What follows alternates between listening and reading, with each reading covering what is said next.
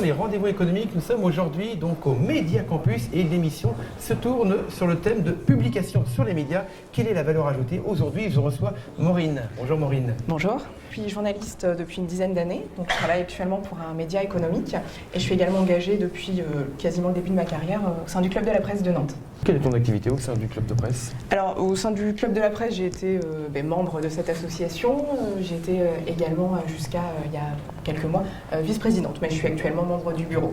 D'accord, membre du bureau, c'est déjà pas mal. Quelle est l'activité principale du Club de Presse? Quelle est son...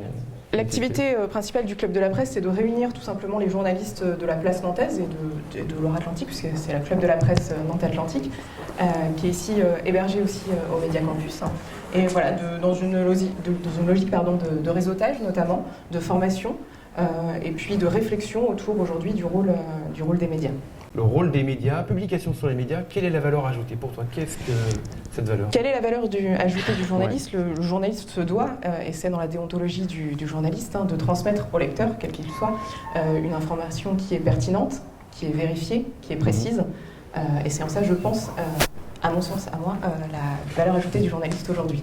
D'accord. De quelle manière est-ce que tu fais tout cela? Tu vérifies une information?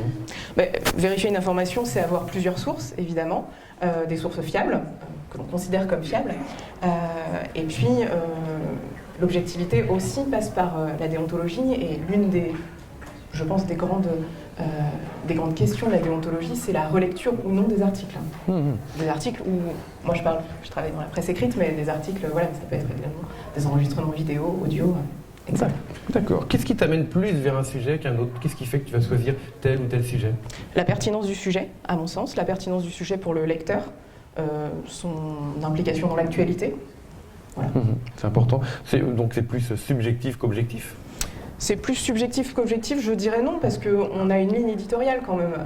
Chaque média pour lequel j'ai été amenée à travailler a une ligne éditoriale, une promesse au lecteur auquel il faut répondre, ce qui est normal, puisque le lecteur s'abonne, en tout cas nous lit, souvent s'abonne, en tout cas pour les médias pour lesquels j'ai travaillé, et donc on doit lui répondre et lui fournir ce qu'il... non pas ce qu'il demande, mais ce qu'il attend, en tout cas, de l'abonnement qu'il a pris à notre média. D'accord. Est-ce que tu as déjà été en contact avec des professionnels, des entrepreneurs qui sont venus te voir pour réaliser un article ou un reportage sur leur activité? Alors, on ne réalise pas forcément un article. Il y a des entrepreneurs, des entreprises qui nous sollicitent dans le sens où ils nous envoient des communiqués de presse pour nous faire part d'une actualité. Après, on traite ou non cette actualité, on s'intéresse à l'entreprise sous cette actualité ou sur une autre, c'est tout là aussi notre objectivité de journaliste. Faire la part entre ce qui est communication et ce qui est information. Voilà, c'est ça. Comme reportage, publi-reportage parfois. Voilà, il y a toute une différence. Quelle est la différence entre ces deux activités? Il y en a un qui est gratuit pour la personne dont on parle et l'autre qui est tout simplement payant, puisqu'un publi-reportage est une publicité. D'accord. Alors ça veut dire qu'on peut mettre l'entrepreneur peut mettre ce qu'il veut dans cette publicité?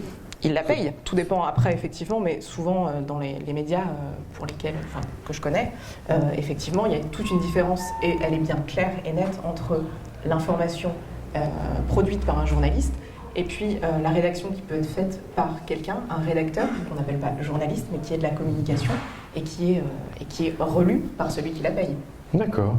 Est-ce que tu auras un conseil à donner aux entrepreneurs pour la manière de faire un communiqué de presse? D'être le plus simple possible, le plus clair possible, de ne pas tourner autour du pot, puisque des communiqués de presse, j'en reçois, c'est même plus d'une dizaine, une centaine peut-être par jour.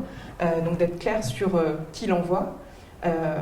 Moi je travaille dans le milieu économique, donc la structure de l'entreprise, la taille de l'entreprise, le chiffre d'affaires, la localisation, ça permet d'attirer notre attention et pas de le mettre effectivement à la poubelle comme ça peut arriver avec le nombre de communiqués qu'on reçoit. D'accord, peut-être parfois on pourrait conseiller aux entrepreneurs de relancer leur communiqué plusieurs fois. Oui, voilà, mais après il faut le faire aussi de manière pertinente. Quelqu'un qui va nous envoyer un communiqué à 9h05 et qui va nous rappeler à 9h10 pour savoir si on l'a bien reçu, et si en plus ça n'est pas en rapport avec notre ligne éditoriale, que ce soit géographique, que ce soit thématique, j'ai envie de dire, ça n'a pas d'intérêt et c'est une perte de temps pour tout le monde. Parfait. Merci beaucoup Maureen.